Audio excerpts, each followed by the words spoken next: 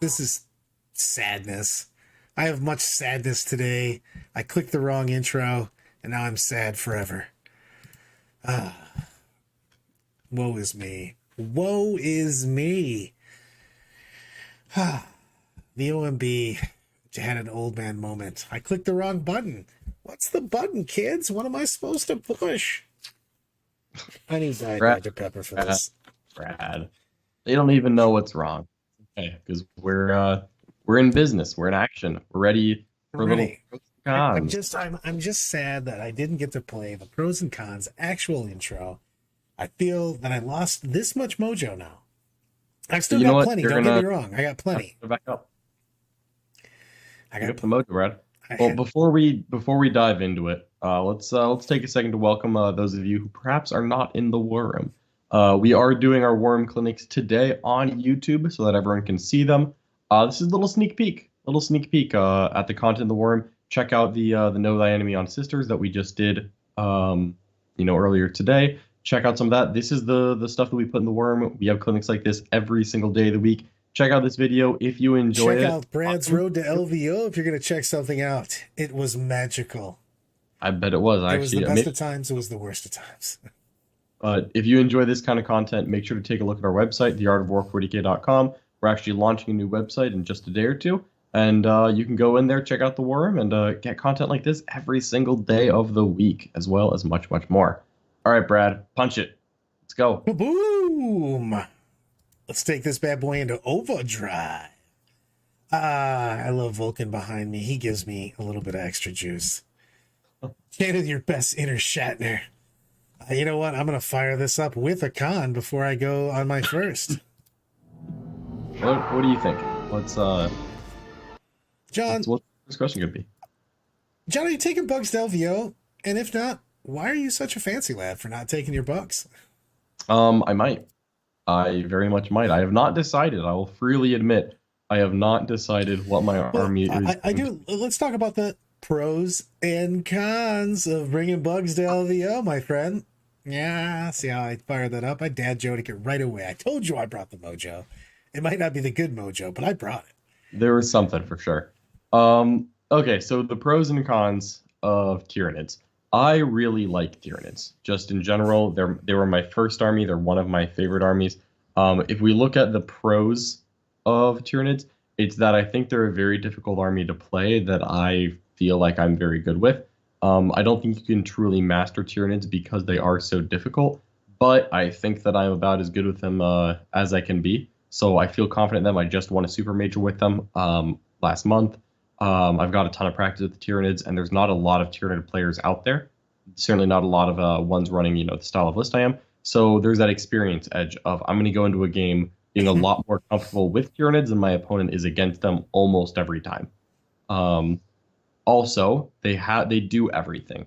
They're fast. They can redeploy. They have indirect. They've got good combat, good speed, good shooting, good obsec, decent psychic. Like they're pretty good at doing everything. The cons are that they're fragile and very hard to play and very unforgiving should I make a mistake. That's a very real problem. They do have high roll potential, though. And they also have the best in the game if you want to take a Pacific, Atlantic and Pacific. If you want to take a specific deployment set, and Dawn of War, I think that they get like 20% better. Really good at Dawn. I don't think there's another faction that just is insanely better going into one particular deployment, which they do have, which is a thing, in which it also, I was talking about mental fatigue today in my road to LVO. You do have the opportunity with overwhelming firepower to have faster games on some of your games, the matches that you're really good with, and that can make it so that you have an easier run, less mental fatigue, quicker game, in those matches that you're really good at. Yeah. I do really think that, Tyranids have what it takes to win a game against almost anything. The problem with Tyranids, and the reason I'm exploring my options, so to speak, I've not given up on them. I'm exploring my options because they have a little bit of a house of cards problem, where when the whole machine is working in sync, Tyranids are the best army in the game. Like when Tyranids are doing their thing, they feel unstoppable. But if you have a little bit of below average, your opponent's a little bit above average, you make a mistake, it's very easy for Tyranids to fall apart as an army that doesn't fall back and shoot, is very fragile, is just prone to getting swept by like a couple of Stormbolters, right? Anything in your army can die to a couple Stormbolters if it's in the wrong spot. You miss a screen, your opponent rolls a little bit hot on a shooting attack, clears your screens too fast, kills you off an objective. They score well, but they're very, very fragile and they're very unforgiving.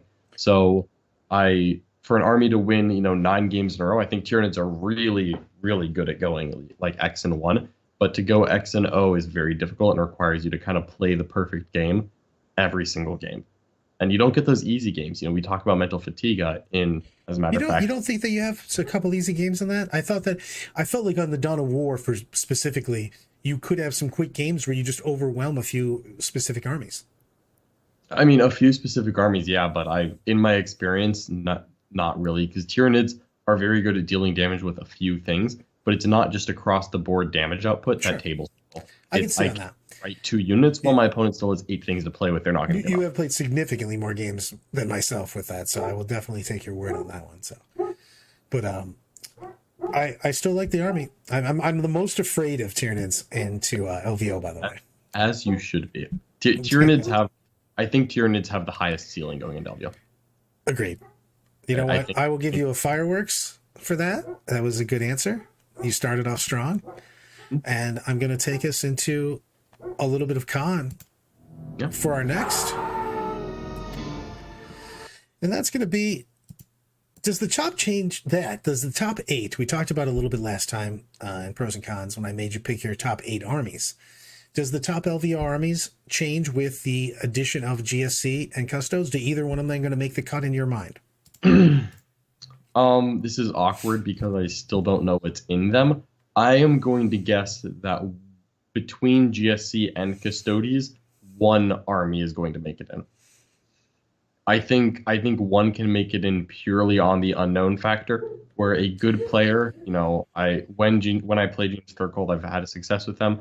There are several known players who have done well with Custodes. If Custodes are good, it's not exactly hard to get an army of them. Gene Circle's a little more difficult, but I think at least one person who knows those armies is going to make a switch and win a few games purely based on their opponent walks in is like, yeah, no one's switched to Gene Circle because they couldn't do it in time for LVO, so I haven't gotten the game in yet. And you're like, oh, well, I have practice with the Gene Circle. I'm going to win this by a few points because you didn't know what to do. And I agree with you on that one. I wanted to do a bit of con on that if you were going to not say it. But I think that GSC has the most likely role into that, because I really feel that there's going to be very few people that are going to get games into GSC. And I think that we talk about this all the time, in that you don't want to find out how mechanics work in the middle of a game. You want to find out in your practice games. And that could be a real thing, is finding out turn 3 how a GSC mechanic now works. Like, it could be a thing like, do aberrants kill racks? Right now, I don't know. I don't know what aberrant stats are. So I like these questions on this, John. Are there any top tier players that can master a faction in a matter of days? It depends if you've played them before. Like, it's almost remastering if it's a new book. And then Matt is, how much better would GSC need to be over bugs for you to take them? For Kelsey, yes, 100%. I actually think many top players can, if they have the time to dedicate towards it. I'm in a good position here where if I were to decide on Saturday morning that Custodes are just so good that I have to play them, I have no idea again. But if I were to read the rules, I'm going to have a really boring weekend because I'm going to play Custodes a million games if you decided that. I would have 6 games. If I decided that, I could play 6 games of Custodes before I went to work on Monday morning. And oh, by the way, work is going to be me talking about Custodes. So and playing more games with me on Monday later with Custodes. And then I'll play a game on Tuesday and Thursday with Custodes. I'll probably sneak one in the evening. The next weekend, I'll play 4 more games, and I'll get 12 games with Custodes in before I submit a list LVO. Gene Cult, same thing. If they came out and I decided it was what I wanted, I would be able to get the games in. And I think that most top players can, if they cram the games and make the time for it. I think that they can master an army. Some are harder than others. It's also if you played them before, because they're not all different. You know what I mean? If you've already have that style of play, like you played GSC before, so it'll be different, but there is a lot that is going to be the same or very similar. So there's a big thing with that. If you've already played a faction that's either that faction or a very similar faction with that type of play style, is it an army that plays super heavy MSU? Well, those translate over very, very well. So, yeah. But going from super MSU to a custode style, which is probably going to be very elite, would be more difficult. Yes, for sure. Like, it would take me a lot less time to master Iron Hands than it would take me to master Harlequins, because Harlequins are not similar to anything I've been playing recently. I would need a lot of time to try to master that army. But, you know, if I were to try to master Iron Hands, well, honestly, I've put in, you know, a lot of games with Space Marines this year. I've probably put in at least 70 games with Space Marines in the last year. Like, I think I could master Iron Hands pretty quickly if I needed to. I'd say that's really low, actually. I play a lot of things. For Mad O, how much better would Gene Cult need to be over bugs for you to take them? That is a tricky one. Better is hard. It's better is not really something I'm looking at. It's reliable. I'm looking at reliable. I think bugs. I would guarantee that if I went to LVO and I did not win the event, which, you know what, there's a lot of good players there. That's statistically likely that I don't win LVO. I'm going to finish LVO. I'm going to look at the person who won, and I'm going to think, man, I bet I could have beat them with my Tyranids. Because Tyranids can win any game. They absolutely can. It's the question of, can I do it 9 times in a row without one of them being, ooh, yeah, you know, I kind of forgot that what this obscure faction does, and I made a mistake, and now I lost. Or I just rolled a little bit bad on one turn, and then the opponent reached me a little too fast, and I got the Hive Guard tagged, and that was the game. Like, can 100% happen? What are you thinking, Brad? Crack myself up. There you go. Welcome, Rhinoceros Rex. Hello. Let's go into the next. These are I'm stealing right from the Discord in the War Room under pros and cons. I will give you credit for your questions too, because when I steal things, I'm willing to say who I stole them from. Well, that is important. To answer CMDR's question, yes, if you sign up for the War Room, you do get 100% of our content, all of our clinics, all of our games. The podcast is separate, so the War Room podcast combo is what includes everything. CMDR, I would say check out the War Room in about a day or two, because we're actually literally launching a new website today, so we have some developers working on it. So give it a day, then pop on over, and 100%, I think the War Room is a great value, and you should check it out. All right, Brad, roll me a question here. Caleb, you had a great question, and I 100% I'm going to be behind this. Is TTS underutilized for getting better at the game? And I would say 1,000% yes. And I don't even think of it just from a playing games perspective, but I think that it's underutilized for deploying your army. The most, the most messed up, the most mistakes made I've seen are in deployment time and time again, and utilizing TTS. And the best part about TTS right now is they have copies of most of these maps from FLG to GW and stuff like that.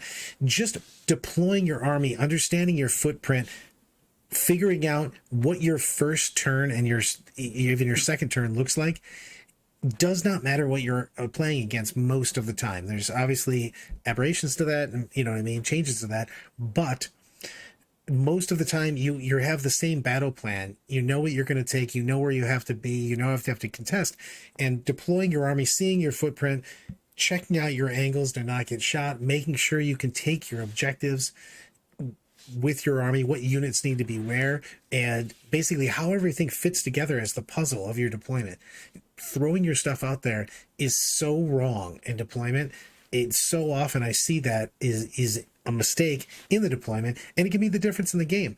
If John and I are playing right now and I'm slightly out of position, I'm going to feel like I'm behind. The most common thing I hear a lot is people saying that they felt they were a turn behind of the game because they're reacting all the time. And that's a big deal. What are your thoughts on this, John? I kind of monopolize. I love this question. I know. So You use TTS more than I do. I do think TTS is underutilized for most players. And it's exactly for what Brad mentioned. I think the practice element is really good. I will say if you have a table in-house, I think that it kind of becomes a substitute for Tabletop Simulator. 100%. But if you don't have a table in-house, which a lot of people don't have a table, just in their garage or their, in another room, TTS gets a lot of value where you can practice things without going to the game store, without making an evening of it. Because, when I was not living in the stream house, I found that I only got games on like a dedicated evening where I was like, hey, I'm going to take 4 hours after work and go somewhere. And anything other than that was me not practicing because I couldn't go for 2 hours, like it's 30 minutes to drive there. I'm not going to play a game in an hour after socializing with a friend. That wasn't going to happen. So TTS is really good for getting that practice when you don't have a table literally at your house, or if you don't have someone there, or you don't want to set up models, you want to try, okay, let me see. Well, I haven't bought a Land Raider yet. Let me look at how I would deploy it if I were to take one on my list. All things like that, And the thing I really like about it is the fact that we were talking about in the Sisters Clinic. Sometimes you just see, you want to try different things out also before you make large investments. You know what I mean? If I want to play a million Talos, I want to play a million Mortifiers, I want to play whatever. Before you throw down a significant portion of money, you can put that on the board and just see how you feel about it. Yep. Yeah, 100%, Kelsey. The worst feeling is using your first turn's movement phase to undo your deployment. See it all the time. And it's also that I can't recommend again. Doesn't matter where you're doing it. TTS, we're talking about TTS in this, but on the board, if you have a table, man, just put it up and just see where you're going to be in your first turn or two is just so helpful with it will see your win percentage skyrocket on just that basic thing. And it also gives you an idea of, will this army work? Because if you can't score your max points with no one playing against you in the first couple turns, then you have to make adjustments to your deployment and or your army list or both. You know what I mean? So it's a big deal on that. Absolutely. Look at, are you taking Stranglehold, engage in all fronts. If just you deploy where you can't score that on turn one, now you have a problem that you can immediately see like, wow, why am I missing this before my opponent even starts hitting me? Yep. 100%. Yes, and more yes. So we have more. But wait, there's more. There's always more. So, this is from McWarp. Best overall top prize, best general second prize, best painted same as general, best sport same as general painted. Thoughts? I copied this right from, as you can see, because it's even got the timestamp as I look at it and didn't realize I copied that. But that's what I love to see. I also saw in the Sisters Clinic that one of my slides said Sister of Battle, so I was only concerned about one girl in one of the slides. Just the one. Very important. It was Vol. It was Vol's slide. Of course. All right. Let's so what are my thoughts of this as far as like prizes go? I had brought this up in previous editions of the fact that I really think that best overall gets shafted in the spotlight and in prize support, because I feel that being a good player and having an amazing army is a lot harder, and it also takes a lot more time, effort, and money to do. And I've mentioned this before, and it was thrown out there, and I kind of agree with this. I don't think that the overall gets enough prize support for one, but I don't think they get enough accolades. They just don't. You know what I mean? You can't even. I know who won these tournaments. In general wise, is best general, but I have no idea who's won the overall in most of these tournaments. It's just they get no fanfare whatsoever, and the person put in a lot of work. You know what I mean? They had a beautiful army, and they had to do well in the tournament itself. You know what I mean? Because it's a compilation score. So I think it's weird that we don't. I can tell you absolutely no names of people that have won, and it's crazy to me. You know what I mean? With the amount of difficulty that goes into that. I think that just has to do with what we report on because you see like a lot of articles where people focus on like, oh, what's the winning list? And I think to fix that we would need to change our mentality more towards the player than the list. Because right now it's if the best overall army was a Tyranid player who went 3-2 and had the most gorgeously painted Hive Guard you've ever seen in your life. And then I was like, okay, but who won the event? Or like what was the best Tyranid player? I'm going to look at the top scoring thing because if I'm trying to get my own list, that's what's most helpful for me. How well painted a Hive Tyrant was doesn't change how I'm going to build an army list. It doesn't affect me. And when people want to get results to learn from, then the overall doesn't matter. The paint doesn't matter. The sportsmanship, well, definitely matters, but it's usually not scored online. It's all about the battle points. Yeah. The thing is, sportsmanship, I do agree with Matt on this, that it's tough to score sportsmanship. I would probably take sportsmanship out of there as a prize just because people will vote for their friends, especially if they have like a rank sportsmanship. I think that sportsmanship, it should be unwritten verbal contract with everyone when they step to the table, to tell you the truth. Mm-hmm. You should be able to have a good game with pretty much everybody. If you follow some easy steps. I talked about a lot of those today, as a matter of fact. But I am very passionate about the overall thing, even though I'm not a very much of a modeler guy. I'm a zero modeler guy, but I am passionate about the overall thing. Yeah. I know. Yeah, I would love to see more of it. I mean, Brad is just ever since he got his color glasses, he's has a whole. I do. I'm not gonna lie, they've ruined my life because they've shown me how many more things I wasn't seeing. It makes me sad. I've lived so long, missing out on so much. Let's go in our next. I'm fired us off today. We have from Sam areas we would like seasons to explore moving forward, and what army's faction would we like to see buffs happen in the respective books. This is a question that I have to watch. John's gonna have to rein me in because I could bounce all over the place for this. I eat dinner before I go to bed tonight, Brad. So just keep that in mind.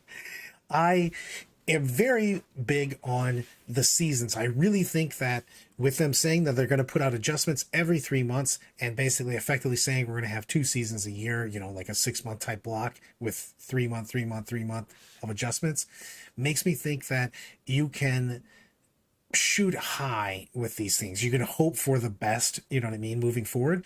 So I'm very excited to see different things. I'd love to see different missions, even just a few missions changed throughout the year, giving us, the first 3 to 6 months, we get 6 months playing the new 2022 mission pack.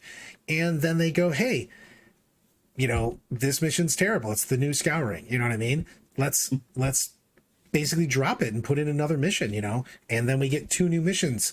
We won't change the whole mission pack, but man, having a missions change in the middle of the year would be fantastic for me, 100% as a season thing.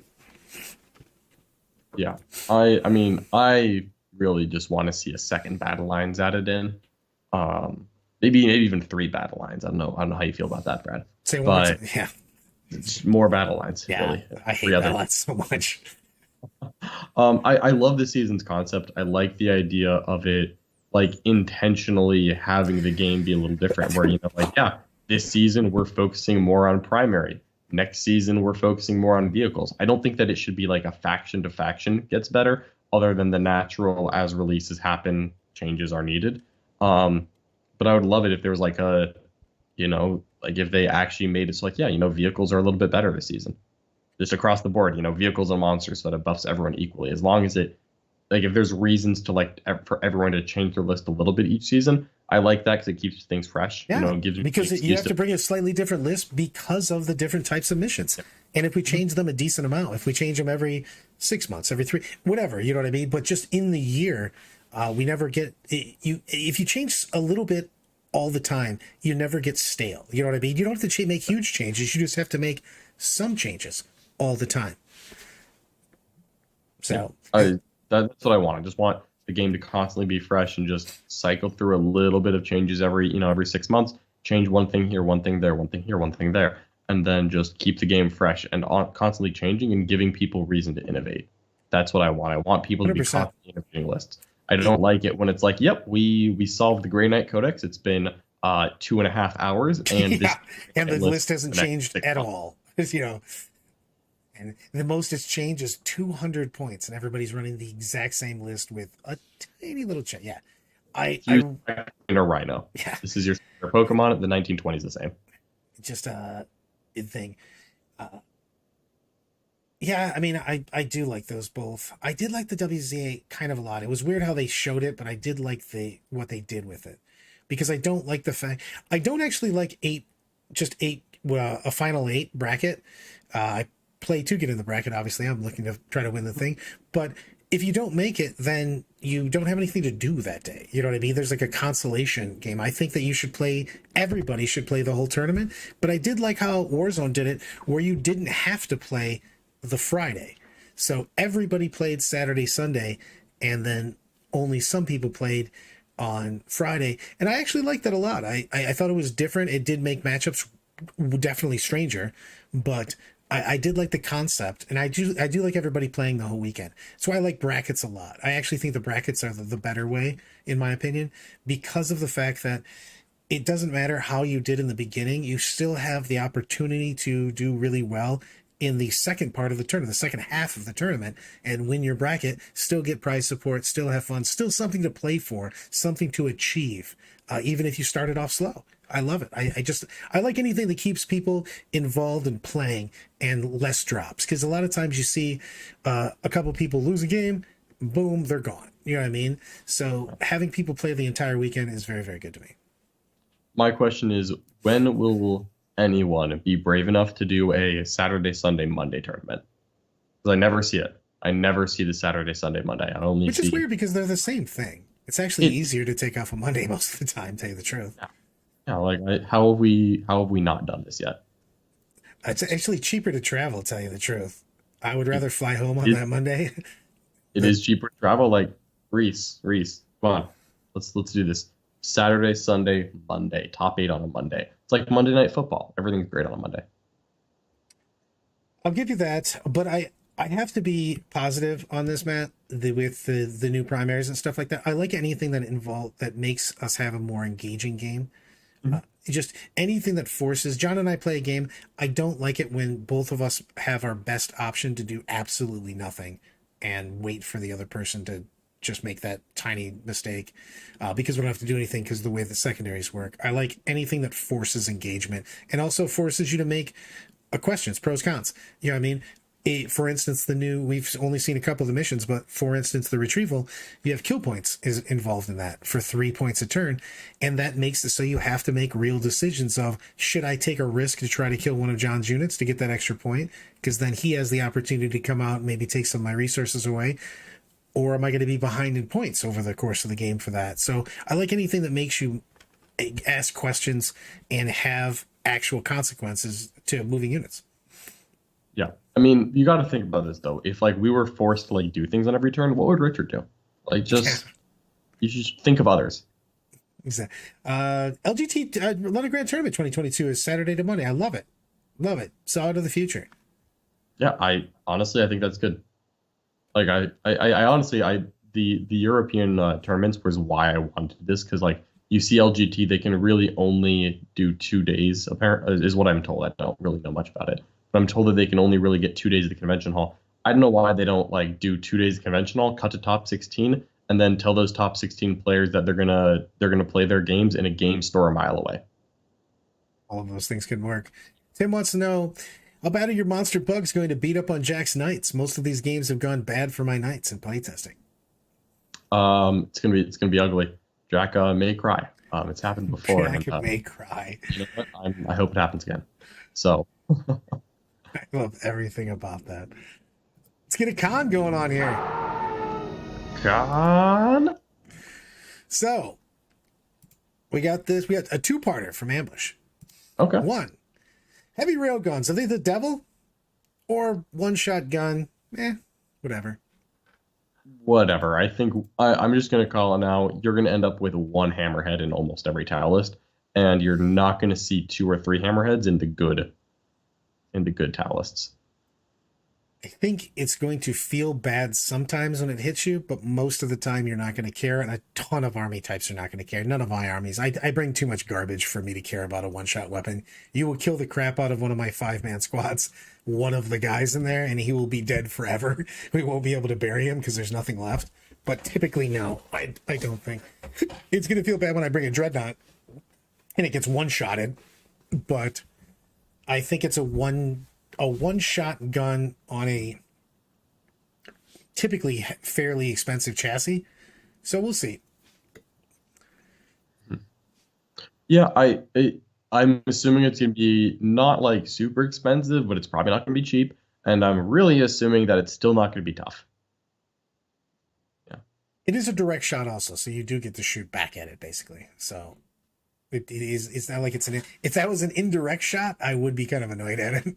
Oh, yeah, that would get it. I don't like it. Yeah. Don't want that.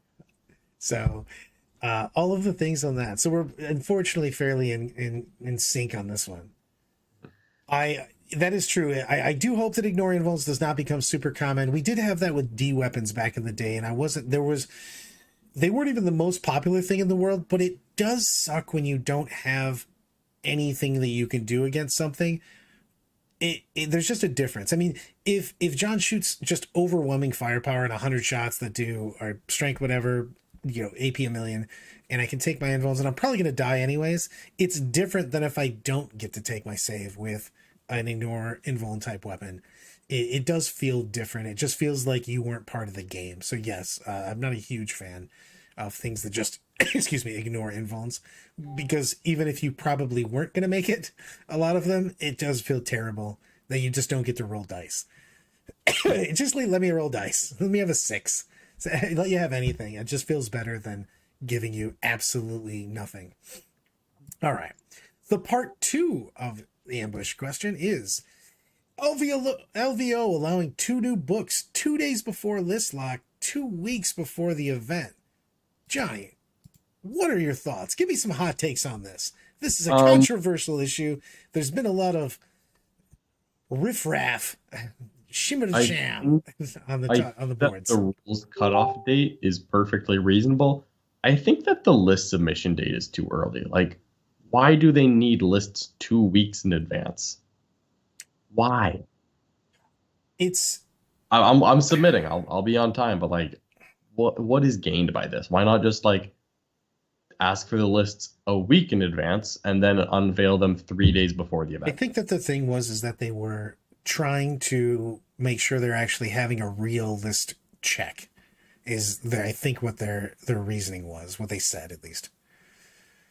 But like, I'm just assuming that people are going to submit 900 lists for this event. I can't imagine that. I have to go sideways on this because it goes back to the last question, because I do agree with this. I'd prefer more ignore invuln and less ignore line of sight. I'll replace all ignore line of sight with ignore invuln. Yes, actually. As much as I don't like when I don't get to roll a die for anything, because I just like rolling dice, period. I kind of hate indirect fire in the game. I will use it because I am a bandwagony fool. I am the paradox of Fluff Bunny and bandwagoner, but I do kind of hate ignore line of sight weapons because of the fact that it feels like you can't use your skills against them as much. Because you're just like, well, I don't care what the angle is. I'm just going to shoot you because I can. All of the yes. And 1,000% I wish they would allow the new missions in LVO. I'm making a prediction here that I'm going to guess that the wise and benevolent masters at Frontline know when we're getting new missions, and that they were going to come out either after LVO or so close to LVO that it was impossible. And instead of being like, I don't know, waiting to see if it makes the cutoff date, they were just like, yeah, we're not going to use them if they do come out in time. And then it's going to be like, I think that the judges were having too many problems with it, because the judges, because of the holidays and everything else, were not going to be up to date on the new mission pack and the rulings that they were going to have. So plus the fact that they were going to have 2 new books coming so close, I think that's more for the judges than anything, because you already have overwhelmed judges in the first place, let alone judges that are going to be dealing with 2 new books that they just got You know what I mean? That they have to get rulings on immediately, plus new missions. I think might have been too much for them. I think that it would have been awesome, but I wish that the book had come out like December, if I'm being honest. Like I wish that we had gotten this packet like oh, 1,000%. end like middle of December. We get this GT pack. We've got this whole time to process it. That would have been great. We're not there, and we're clearly not going to be there, as has already been announced. But would have been fun. I want to go into what would your expand a little bit on this question first, and then I've got a separate on this. First off, what would you do as far as where do you think not list cutoff, but new book cutoff should be for any tournament, any major tournament like this, any large, where you have a huge amount of people? What would you do right now if you're running the John Lennon Classic? Okay, if I was running the Cigar City Open down in Tampa, Florida, I would say that rules cutoff is it has to be if the event starts on a Friday or Saturday, it needs to be released 13 days before. So in this case, for LVO, if it would be that if like LVO starting on like the 28th, it would need to come out on the 15th. And I would then have lists due 1 week after that. So and then on Monday. So I guess like 5 days before the event starts, I would have them do the Monday before the event starts. Do you think that judges have enough time to figure out what's in those books and to make proper rulings with 2 weeks? Yes. No, that's a real question. I mean, I don't. I do. Yeah, I do. The community is going to find the problem things quickly. They're going to ask questions on it, and you sit down and you read through it, and like I think you can make a ruling. Like, will that rule change after the fact? Maybe. GW won't have dropped an FAQ yet, but what do you make it? 3 weeks?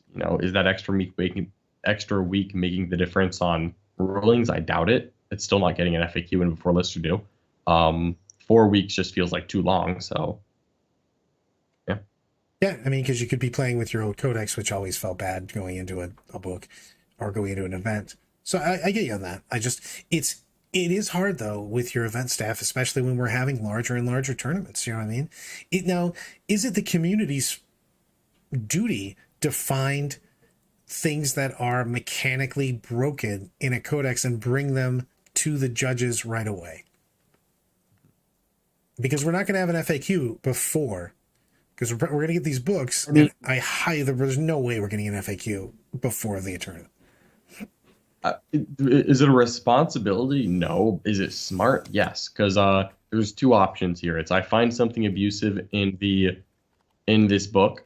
Let's say there's something abusive in Gene Sturcall. Maybe not intended. Maybe I should get a ruling on it. I can ask a judge like a couple days after the book comes out. I have a chance to look at it, reread it, make sure that I'm reading it right. I can send it to a judge and they can tell me before the event. Or I cannot say a word, play it, and round one, my opponent's like, man, that looks kind of fishy. I'm going to call a judge. And now I have been practicing for a week and a half only for a judge to be like, oh, yeah, that's not it. Like, no, it's not going to work. Sorry. And that's like, oh, crap, now my game plan doesn't work. My game plan has changed. So it behooves the player to ask the questions in advance, because if you play it the wrong way and you have to change how you're playing it mid-event, you're just making it harder on yourself. So my next question goes more into the indirect. What are your thoughts on indirect fire, period? There's a very big dichotomy of basically the arguments of people hating indirect fire, people loving indirect fire, people saying it has to be in to stop people from just hiding all over the place, and other people like it just requires no skill. And I'm kind of all over the place on it because I don't like indirect fire a ton as far as powerful indirect fire. I feel that indirect fire myself, my own personal opinion, this is just me shooting off the hip on this. I think indirect fire should be effectively probably just more inaccurate. You know what I mean? Just having a minus to hit all the time, or maybe just not being able to get buffs because it's an indirect. You're basically firing artillery shells at that point in time. I think that indirect is healthy for the game at a certain level, and it can become unhealthy. I think that really there needs to be, just like aircraft, a limit on how much indirect you have. If indirect it exists so that my opponent can't just camp out and be like, yep, you can't interact with me at all. You can't shoot with me. all the Jack does this the most. Jack complains, indirect isn't fun because it's not interactive. I want to hide behind a wall so that my opponent can't interact with me. And I'm like, you just want the non-interactive to go your way, not my way. And he's like, yeah. I'm like, oh, okay.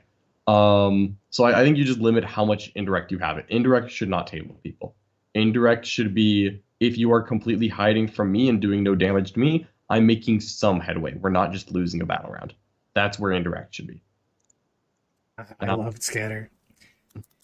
I do miss scatter dice. I don't. Well, I like, that's my thing with indirect is it's just in my head. I kind of agree with what was said. You should be able to kill like servitors, but you shouldn't be killing tanks. You know what I mean? Like it.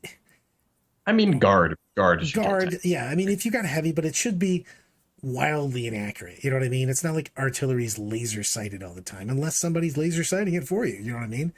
There's a big difference in that. If you do a combination, maybe, but right now you just don't have to. Ballistic skill 4. I don't know. I don't know the complete answer to it, but I do think right now it's not where it should be. How about that? Agreed. I think that it can be overtuned too often. I think guard indirect fire is perfectly fine. I'll tell you, yeah, that's what I'm saying. Like guard indirect feels powerful, but also not consistent. So it also feels you're not always getting it. I mean, things like Hive Guard, there's a lot of things that you can just buff up. Hive Guard is just one of the biggest offenders here. You know what I mean? You have indirect that just is guaranteed to do damage with rerolls to hit, with +1 to hit, with rerolls to the damage. You know what I mean? It is doing 100% of the time what it needs to do, and that feels really wrong for an indirect fire piece. And that's all I have to say about the war in Vietnam. But yeah, I feel that it needs to change. How about that? Yeah, 1,000%. I'm with you. Should rebalance indirect in some way. What's everybody think of this? I actually really want to know everybody's opinion on this. What do you think needs to happen to indirect fire to balance it? So we're not saying we're taking it away or it's not allowed, but what needs to happen? Just throw it in the chat. I mean, I really think that we're not where we need to be with this, and I think we've been making positive changes to how we bring armies. Obviously, we started with the Rule 3, which was in the game forever and not for just a tiny bit, and it ruined everything. And then we did the planes, points, different things, limiting buggies. I feel that we're on the right track of making the game better, but we still have ways to go. Yeah, we're making progress though. And I'm happy with that. So I think that you just look at it in a similar solution to flyers, where 1 flyer is not bad for the game, 6 flyers is bad for the game. I think 1 indirect piece is not the end of the world. I think just 18 Hive Guard, 3 Manticore, 3 Wyvern is bad for the game. That's where it becomes a problem. I like a lot of these, guys. I really, really like a lot of these. I like the no rerolls if you can't see. I do love the spotters. I love the idea of spotters, but I also have like a billion one of my friends that are in the military. Oh my god. You're going to get me on my guard rant. Spotters would be a perfect time to make the comms relay, like the little backpack that you can put on the guardsman. Make that useful. Yeah, I mean, just like a lot of things. And the thing is, again, it gives you a cost risk benefit though, because you have to sacrifice that unit probably to get close enough to see that thing that you're trying to shoot that's out of sight. You know what I mean? There's a lot to be said for that. I love that. I love what you guys are coming at. I love a lot of these. I do think they have to come up. I think they have to change, and I like a lot of these suggestions, everyone.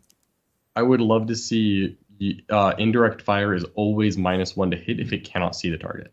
Because realistically, Hive Guard they can shoot things they can't see. You should still be better at shooting things you can see, even if you've got a I just love the quote. I think it was Kelsey up here. He just like, how do you shoot at something you can see better? Because someone told you to. You should shoot better. I can't see it. It's like, feel the force. It's there. Let it guide you. Yeah, I would love it if just like as a staple rule, every single indirect gun, including Dark Reapers, screw those guys, take a -1 to hit if it can't see the target. And then you can introduce the spotting mechanism, which I think that you should make that guard exclusive. I don't think anyone else. I like the thing is I like Ryan in this. From a lore perspective, accurate indirect isn't far out there because we have laser guided, but they're laser guided. You have somebody that's effectively doing the spotter type. One shoots the laser. Tau with marker lights, I would accept. Yeah, I love that. It's just that it's a 2-part system at that point in time. So And also, I do think you should probably have a cap of indirect. Yeah. So I would be okay with like you make it a keyword, make it a slot, whatever, and make it max 2. yeah, Just like no one needs 18 Hive Guard. yeah. Josh is Founding 100% on fathers this. did not want you to have 18 Hive Guard. Yeah, Josh is 100% credit to this. Hive Guard, though, they're going to change with the new codex anyways, probably. You know what I mean? So yes, I agree 1,000% on that. In big round, I have no doubt about it. I'm gonna, as soon as they're like, "Yep, Tyranid Codex is going up for pre-order," I'm just gonna like want to sell 18 Hive Guard. We'll accept an Applebee's gift. John's the week before the pre-order goes out, all of a sudden you just see John's eBay of 18 Hive Guard for sale. Yeah, I got 6 metal, 6 resin, and 6 plastic. Nice and easy. That's true. There is laser gunning on the actual munition. That is also true. There's a lot that goes into that. So that's true. But indirect, whirlwinds are bad. Punishing whirlwinds for crimes of Hive Guard. Yeah, whirlwinds don't exist. They don't exist. I just think that you can't have overpowering indirect. Indirect's fine. And I love indirect for wiping up the nonsense units, the 5-man units of idiots that are standing on, servitors, whatever, you know what I mean? I love that, but I hate the fact that, like, well, I know High Guard are just the current bad guy for that, but just like the fact that they can delete whatever they want is just a big deal in an indirect gun. And that is too much. I say that, I play them. I don't apologize because, gosh, did Tyranids need something like that? But in a perfect world, the Tyranids don't have something like that, and they get something else, and it's more fun for everyone. Yeah, I do love that. I mean, they keep coming back to it. I mean, they did a couple things to change that, though. I do like the fact, I know they keep coming back to random unit every other codex has or update has a overpowered indirect gun, but they have at least been learning from some of their mistakes from the plane nerfs and things of that nature. When you see a problem and you just have to cut it down. So the O2 cap would be, yes, I would help a lot. Yeah, I think an O2 cap would be totally fine. Yeah, I'm really on board with that. I like a lot of I appreciate everybody, by the way, for the chats on this, because I do think it's something that I'm not 100% sure on. I do know it needs to be changed, but I hate saying that. I hate complaining about something if I don't have the answer, or at least a suggestion for the answer to put to something. I don't want to just be the person bitching and not helping. Railgun for the win. I do like that. That's actually good too. You could make it like a Sisters and Indirect strat. That's pretty good too. Making it a strat also is fine. Like the Exorcist is literally 100% okay. Honestly, I still think 2 CP is too. I honestly think the indirect strat for Exorcist should be 1 CP because, it's only once per turn. Just making it a strat is fine in that spot. Yeah, I would love that. What if they took Hive Guard to not indirect, and then they're just like, yep, 1 CP, Hive Guard can shoot without line of sight. Like, okay. Yeah. Like, I'm not even going to do that all 5 turns. Like, that's going to get annoying at some point. I mean, it could be just a general strat too, though. You could make whatever. Yeah, you got options. All right, of the things. So there are things. Well, how should I live my week? What do we got going on this week? Tell me how to get into the war room, my friend. How to get into the war room? Well, if you're watching this on YouTube, which that's where we are, thank you so much. As you noticed, on taking our war room clinics to YouTube for today. Hopefully you enjoyed it. If so, check out our website, theartofwar40k.com. We're in the middle of launching a new website right now, which is why we decided to go to YouTube for today. But check that out later this week. Check out our, fancy new website and check out the War Room. The War Room has content like this every single day. So if you enjoyed this, come check us out. We're putting out we put out like 8 or 9 clinics, games, streams, discussions. Brad's doing a daily series on the road to LVO. 1 o'clock every morning. War Room. All right. I'm excited. That's it. Everyone, thank you for hanging. I'll give you the Queen Wave. Enjoy.